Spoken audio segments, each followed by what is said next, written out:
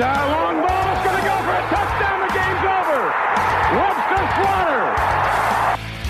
Metcalf will go for the score. Unbelievable. 45-40. Run, William, run. He's got blockers in front. 5. Touchdown. Joshua Cribbs turns disaster into a score. Sight wants it all on this one for Logan, and he is there. Jim Brown to the 30. Jim Brown is going to go in for another touchdown. The Cleveland Browns select Baker Mayfield. Wow. It is Baker Mayfield. I woke up feeling dangerous.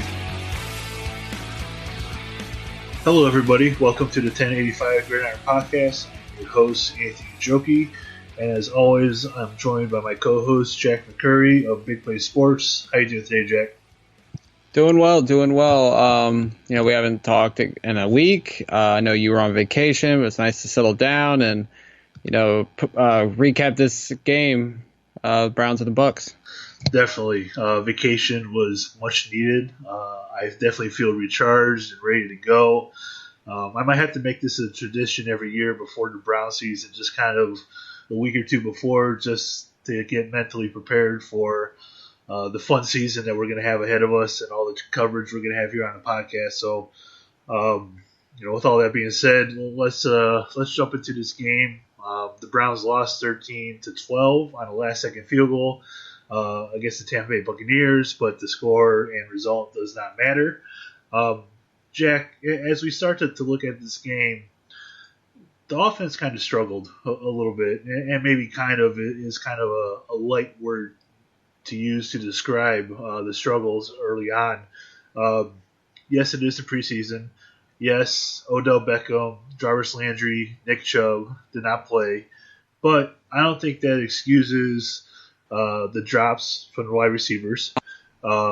Baker Mayfield missing a few throws, and the offensive line looking subpar at best. Yeah, I mean, when you look at it, this offense did not perform well. I mean, people can make all the excuses they want about, Baker didn't have his weapons.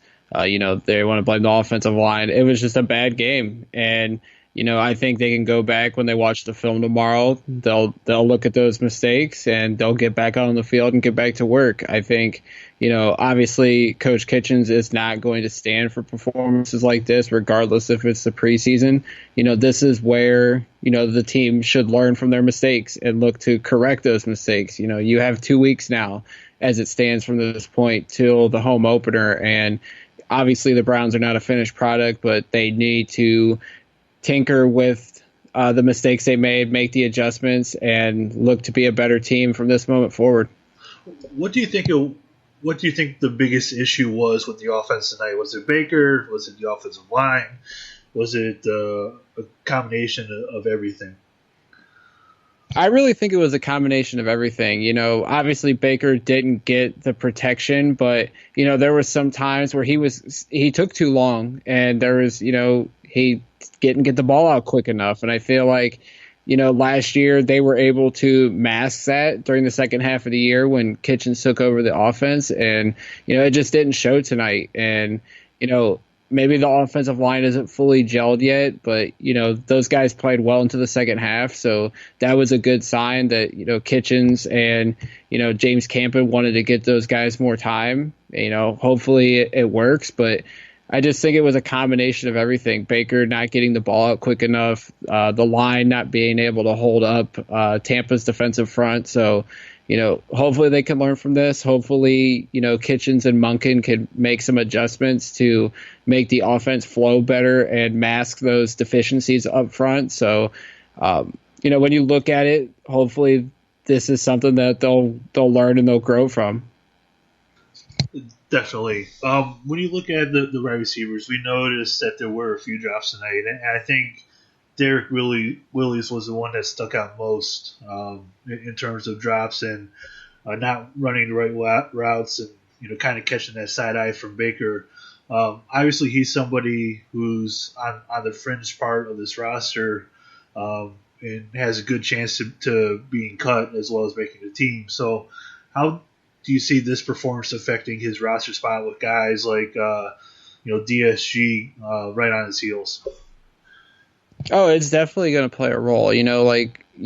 Kitchens expects perfection from everybody. And, when you make those mental mistakes and, on drives where we're trying to put points on the board, trying to move down the field, drops like that are not going to be tolerated. And, I think everybody's in love with Willie's because of his size and his speed. But if he's not catching the ball, he's not doing his job as a wide receiver. So next week's definitely going to be a critical week for him. Jalen Strong struggled as well. It was a guy that many thought would be a lock or maybe even a potential trade candidate. Well, the Browns aren't going to be able to trade guys like those guys if, to be able to fill up other holes on this roster if they're not executing on their end of the bargain. So while everybody was excited about the wide receiver depth, it did not look good tonight. Obviously, we're missing some key guys, but all in all, it was a bad performance by them as well. Yeah, you even saw some miscommunication between Baker and Higgins, and to me, that's just a sign of everybody kind of having an off night because those two guys are usually gelled pretty well, and they're able to hook up and complete plenty of passes. So that just tells me that maybe there was a lack of focus tonight, and when you're in the third preseason game, that's the quote unquote dress rehearsal. I don't think Freddie treated it that way. I know he's not very traditional like everybody else, but typically this is a game where you want to showcase it and clean those things up. So it'll be interesting to see going into next week and going into practice how they decide to clean those up. If they decide to play Baker next week, I wouldn't, but Freddie is very unconventional, and I think you might see that first team offense out there for one series just to try and clean those things up from a competitive standpoint from Freddie Kitchen's side. Yeah, I would agree. I would not be shocked if we seen those guys out on the field. Obviously, we're not going to see Beckham. We probably won't see Landry, but, maybe they give Chubb and Njoku some time out there along with the rest of the first-team offense. I would put the offensive line out there. I know you don't want to risk injury, but those guys need reps. I feel like we could safely say Eric Kush is going to be the right guard despite his lackluster performance tonight, but you got to get those guys gelling. We seen last year when they threw Desmond Harrison out there the week of the regular season opener as left tackle, and it just did not gel that quickly. It took some time. You have the starting five out there. Get them all the reps they need because we need them to be a cohesive unit to not only protect Baker, but to give that offense time to execute the plays that we're all expecting them to make starting week one. Before we get to the offensive line, and I want to spend some good time on that, one thing that I noticed tonight was Seth DeValve was playing fullback. I know they signed Joe Courage from Green Bay a couple weeks ago, but I thought it was very interesting that DeValve was playing the fullback position. He's a guy who, we kind of expect to get cut, but when you see him being used in that fullback role, the same way that they were using Orson Charles, it might be a way for him to sneak on this roster come final cut down. Yeah, it's definitely possible. I think when you get to this point of the preseason, you're trying, some guys that that are on the bubble, you're trying them at positions that to see if they can stick. And I think with DeValve, obviously we know what he is as a tight end. They're doing all they can, I think, to keep him on the roster because of his, physical abilities, obviously, as a tight end. And, the tight end position is very questionable behind Njoku, I will say right now. With DeValve, with Pharaoh Brown, Rico Gathers was a guy that they picked up, I think, last week. And obviously he's going to be out week one with a suspension. We looked at that position we didn't look at it as an issue going into camp, and I would definitely be concerned with the depth behind Njoku right now. So with DeValve, obviously I think they're testing him out as the fullback to see if he can fill that H-back void left with them releasing Orson Charles. But I don't see him sticking at this point because DeValve has not proven to be very durable, and I feel like the Browns are going to scour the waiver wire trying to find that guy. because I just don't think DeValve is that guy. He did have one good play in terms of run blocking where he was able to get to the second level, which allowed Kareem Hunt to get positive yardage. So I would imagine we'll see him more in that role next week, maybe even longer than what he was doing tonight. As you mentioned, as they test him out and try to find him a roster spot on this team.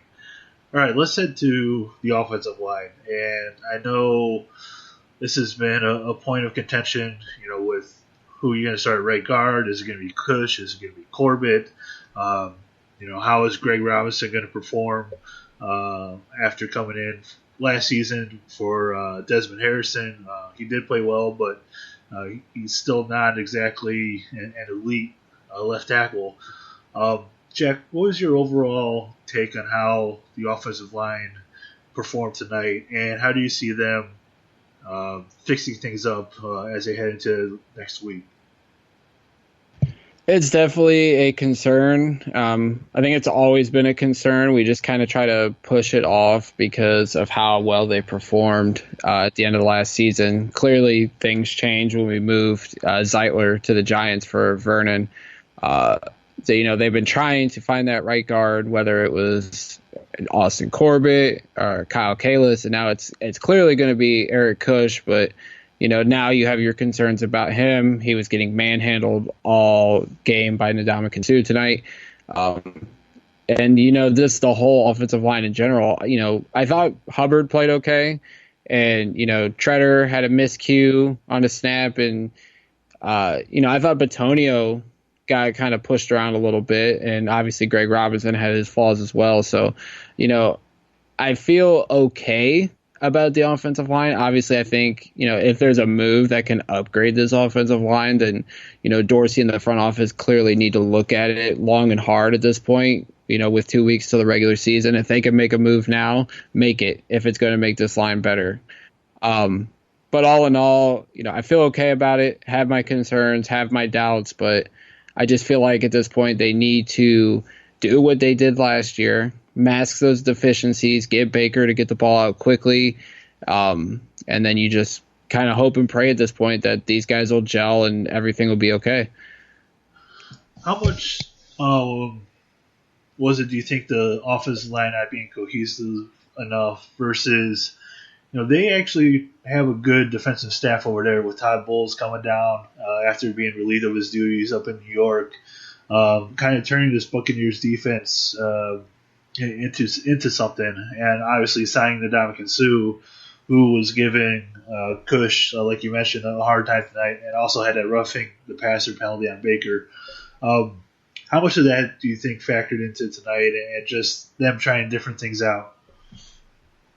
Oh, I'm sure, we might be selling Tampa's defensive front short. I mean, they have a talented group over there. Ndamukong Suh, Carl Nassib, who was a former Brown. You have Devin White at inside linebacker. You got Noah Spence and Shaq Barrett, who have experience getting after the quarterback, whether it's in college or the pros.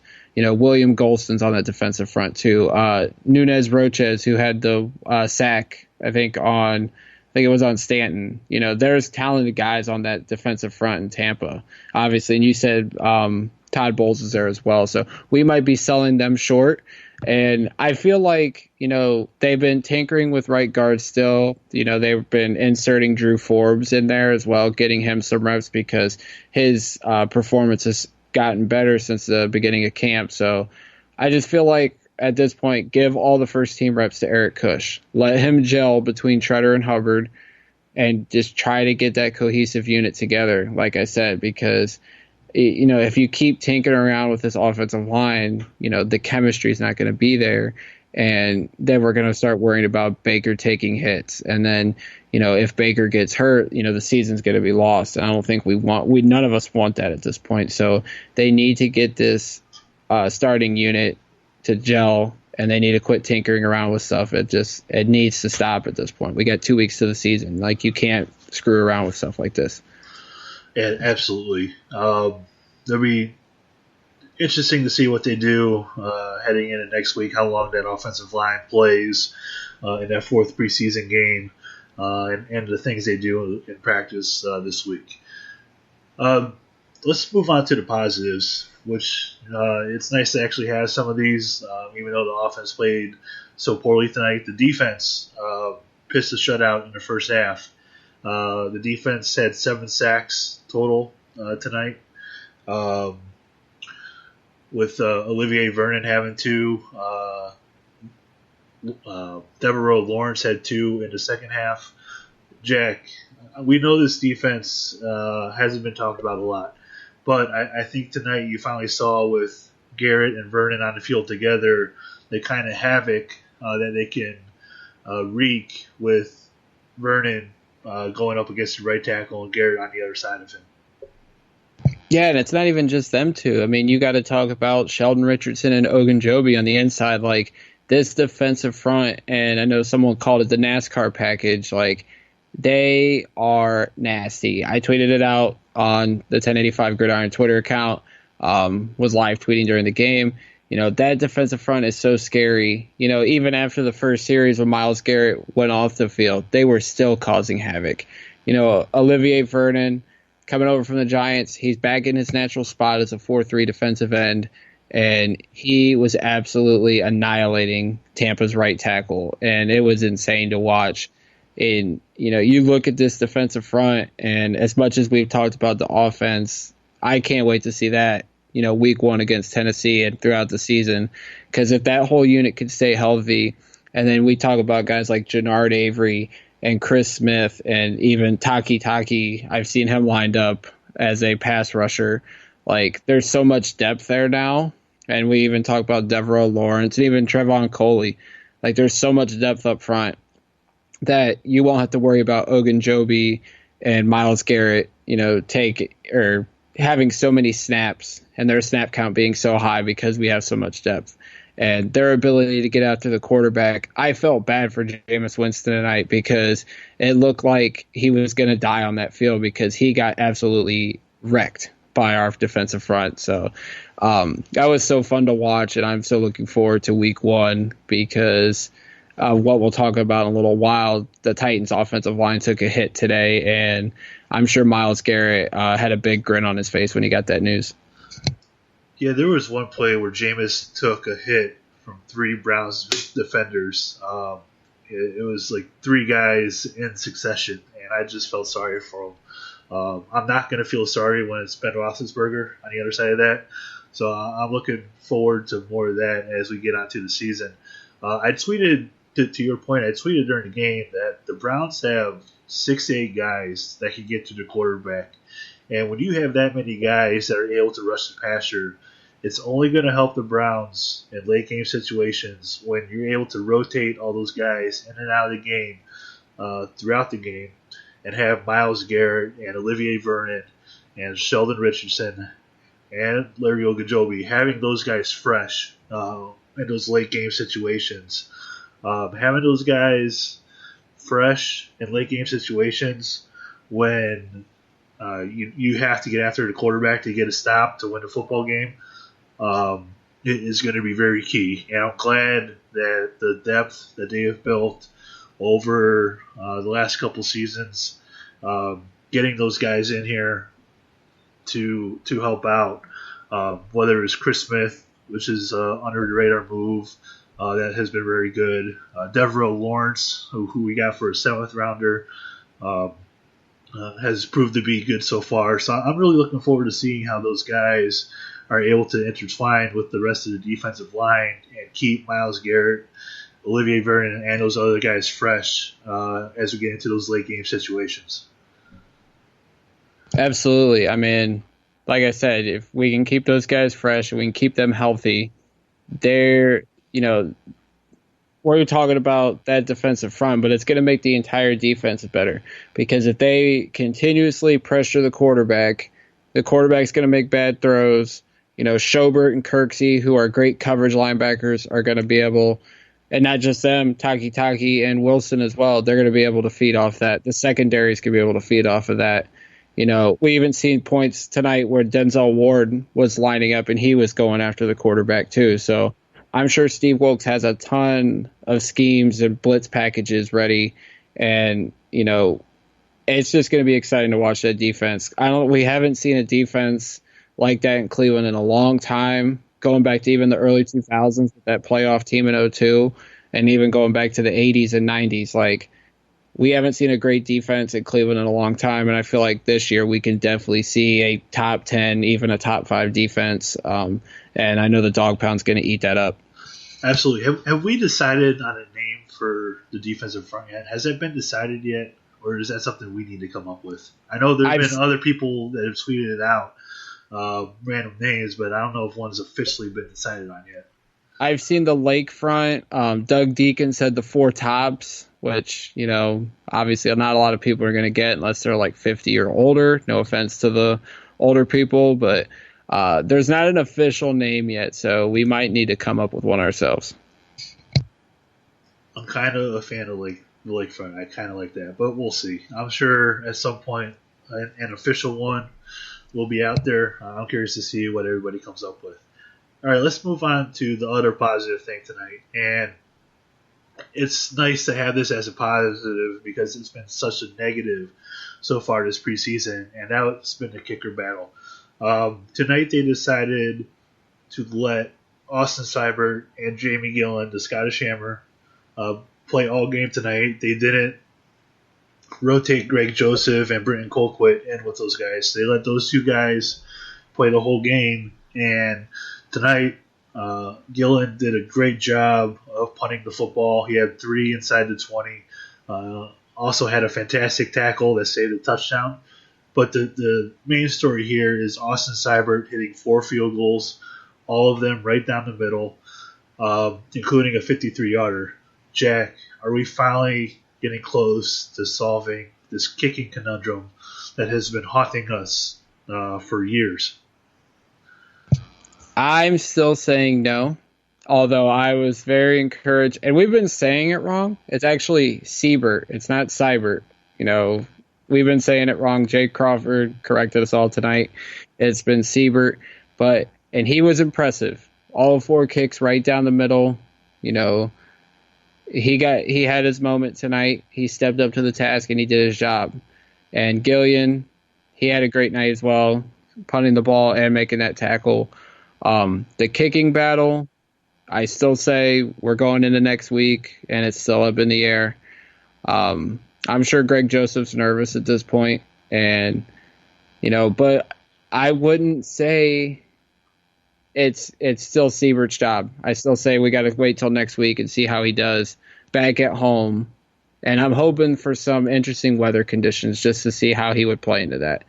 But I would still be watching the waiver wire. I would still be seeing what kickers are going to be available, and keep one in my back pocket just in case, because Seibert struggled in camp. And I just can't trust him at this point. I need to see more out of him before I'm finally secure to say that he is our kicker for the season, kicker of the future, whatever you want to call it. As for Gillian, I still don't think he's going to make the team. The only thing I think that's holding him back at this point is the fact that he doesn't have experience as a holder. And I feel like with Colquitt, you got to have that veteran leadership. You got to have that veteran experience around. And clearly he has it. He's been in the league a long time, went to a Super Bowl. I just don't think Gillian's ready yet. Maybe he gets another opportunity somewhere else, but I'd still think Colquitt's got the edge at the punter position. Yeah, I think you're right with the holding thing. I think that's pun intended, holding Gillian back at this point. If he was able to shore that up, I think that the Browns could make a move there, but it's definitely Colquitt's job right now. I found it interesting that it's going to be just Greg Joseph next week, according to reports today. So that means that Seibert won't be able to kick in First Energy Stadium next week, and obviously that's very important with how tough it is to kick there. So I would imagine they'll do a pregame routine, or he'll do one next week to kind of get a feel for it. But obviously that's not a pressured in-game situation in that stadium where it's very tough to kick. So that tells me that I think Joseph still kind of has the leg up, but Seibert definitely made a case for himself this week, going for 4 for 4 and drilling all those right down the middle. All right. before we get into the Blitz, to kind of cover some topics that have gone on while I was on vacation this week, let's jump into the poll that we put out after the game to ask who is your 1085 top dog of the game. And the choices were Austin Seibert, who went 4 for 4, Olivier Vernon, who had 2 sacks, Devereaux Lawrence, who had 2 sacks, and Dearness Johnson, who won't show up in the stat sheet a lot for what he did today, but he was fantastic in pass blocking. He did a great job on kick return and punt return. Great job catching passes out of backfield. He kind of did it all today for the Browns, and I thought that we should definitely recognize him because he definitely played his butt off today, especially with some of those nasty pass blocks that he had standing up some linebackers. So Devereaux Lawrence and Dearness Johnson got 5% each. Olivier Vernon got 33%, and Austin Seibert ran away with it with 57% of the vote. Jack, is that something you can agree with there? Absolutely. I think, Seibert obviously made all the points for us tonight. He stepped up to the plate when he needed to the most. We're making cut downs after this week. That's another thing that we haven't talked about. So obviously he was on the bubble. He's got the edge now, and now it's up to Greg Joseph to step up and have just as good, if not a better performance next week against Detroit to maybe get the job back or at least make his case for being the kicker here this year over Seibert because he has the experience as well. So that's definitely going to be something interesting to watch. All right, before we get out of here, let's jump into the Blitz and get over some of these topics.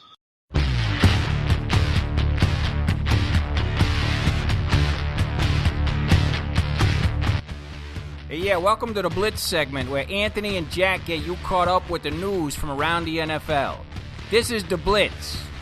I said this is the Blitz. I tell you, some people. All right, the Browns signed former Ohio State standout quarterback, halfback, wide receiver, whatever you want to call him, Braxton Miller this week. He caught a couple passes tonight. Jack, I know the wide receiver room is very full already, but what do you make of the Browns bringing in Braxton Miller, who is also still practice squad eligible? It was definitely an interesting signing when the announcement was made Wednesday morning. Braxton got drafted by Houston, spent a couple seasons there, was with the Eagles earlier this offseason. Obviously DJ Montgomery went down with the hamstring injury, so the Browns wanted to bring someone in at wide receiver. Braxton had multiple offers, but chose to come back to the state of Ohio because it's close to home.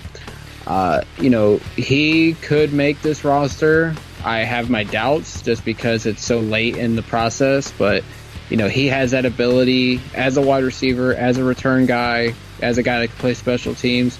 He may sneak on here, especially if Willis and Strong continue to struggle in games where, they're dropping passes and miscommunicating with the quarterbacks. So it's definitely going to be something to watch. Obviously Braxton was a beloved Buckeye during his time in Ohio State, and I'm sure people are going to be disappointed if he doesn't make the team, but definitely going to be something to watch next week because not only is he going to be a receiver, but Nathan Zagura said pregame tonight that he will be involved in the return game as well. So he's definitely competing with Sheehy Giuseppe for potentially that final wide receiver spot.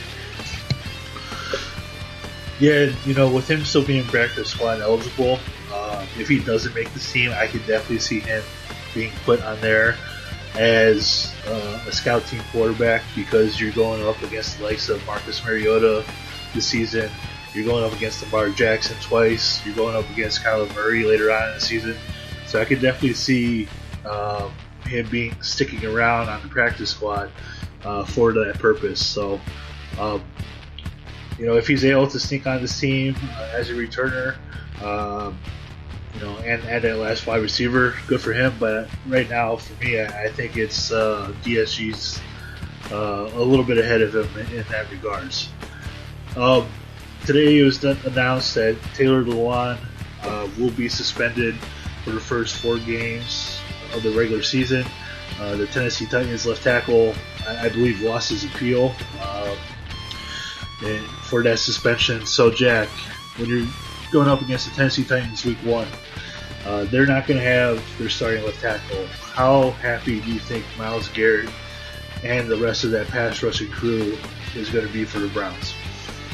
Oh, I'm sure they all had smiles on their faces today when they got that news. I mean, the Titans' offensive line with Lewan was pretty solid. They had Roger Saffold and Jack Conklin, among others. But now, do they move Conklin over to left tackle?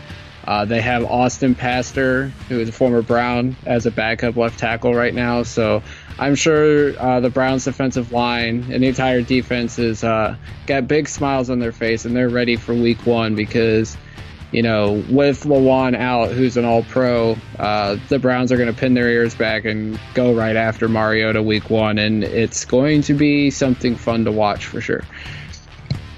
Absolutely. I will be there, so it's definitely going to be a fun thing to watch, and I'm very excited to see that pass rushing crew get off to a good start, hopefully week 1 against the Tennessee Titans. Hopefully Marcus Mariota is able to get rid of the ball quickly in that game. He's going to need to. All right, the last thing we're going to talk about is a couple trade rumors that are floating out there, and they're not necessarily involving the Browns, but we figured that we should talk about them because it could definitely impact the Browns' chances later on in the season. Jadeveon Clowney is being talked about as somebody who might be moved, as well as the continuous chatter of Trent Williams, the left tackle for the Washington Redskins, being traded as well. Jack, where do you see these two guys possibly ending up? And for me, I would swap them. If I was Houston and I was Washington, I would absolutely just swap the two players. I think that would be a great move for both teams. But where do you see these two guys possibly ending up? It's going to be interesting. I would agree with you that a swap makes sense here. I threw that out to Jared Mueller, through the DMs, and he said Washington would want more because they can't sign Clowney to an extension right away. And obviously Clowney makes that decision at the end of the day. But, I would keep an eye on this. Cleveland could be involved. Obviously, we talked about the offensive line struggles. Trent Williams is one of the best left tackles in the league despite his injury history. And Daryl Ryder brought up a great point while we were recording. Greg Robinson's contract's only $500,000 guaranteed, so they could dump off Robinson, maybe move him to Washington potentially in a deal, and we get Trent Williams, and there's the left tackle issue solved. Clowney doesn't make sense because obviously we got Vernon and we had to pay for Myles Garrett next offseason, so that doesn't make sense. Clowney, I don't know where he could go. I've seen Miami, but that's going to be interesting. And Benjamin Albright said that, you're going to hear a lot of rumors over the next couple days about, guys getting moved because roster cuts are coming. So a lot of moves are going to be made over the next few days. So it's definitely going to be something interesting to watch. Would you give up next year's first rounder for Trent Williams, or would you give up something, or try to give up something else and keep that first rounder no matter what? Keep the first rounder no matter what. Maybe offer a second or a third, throw in a player or something like that. But I'm not giving up the first round pick because of the injury history. And he's entering his 30s, so with the injuries, there's a point where if they're starting, they're not going to stop. But I would definitely look into getting him because he's an upgrade over Greg Robinson, and he's signed on, I think, for a couple more years, so we don't have to extend his contract right away either. If the Browns were to get him and solidify that left side of the line, you would have Treader at center, Bitonio at left guard, and Trent Williams at left tackle. How far does this team go with that combination there? I'm not giving my season prediction yet. We still have to do that later on. I'm not doing that right now. I like the tease for the future episode. That's a good move on your part. Yes. All right, Jack. As we wrap up the Blitz here, and the rest of the show, is there anything else you want to discuss before we get on out of here?